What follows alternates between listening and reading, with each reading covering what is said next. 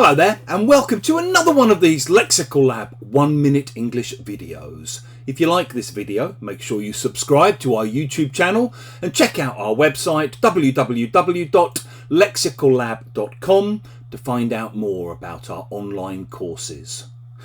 This week I started watching a BBC series called Time, written by the legendary writer Jimmy McGovern and starring two of our finest actors, Sean Bean and Stephen Graham. It's a very stark, harrowing drama about life inside prison. And the main character is a guy who used to be an English teacher in a secondary school, and he developed a drink problem. And one day, whilst drink driving, he hit someone and killed them. And as a result of this, he was convicted for drink driving. He got done for drink driving, and he got 4 years. He was sentenced to 4 years in prison.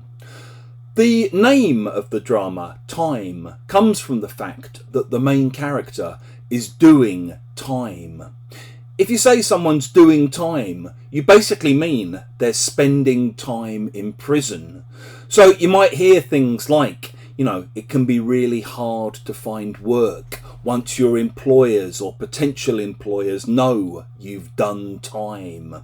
Maybe someone is doing time for drug dealing, or maybe someone's parents both did time behind bars. We also use it to say how long people are going to be spending in prison. So you might say he's doing 4 years for drink driving. He's doing a 10-year stretch at the moment. We also use it in a more figurative way when we add personal pronouns. So you might say, do my time, do your time, do their time. Particularly used in the present perfect.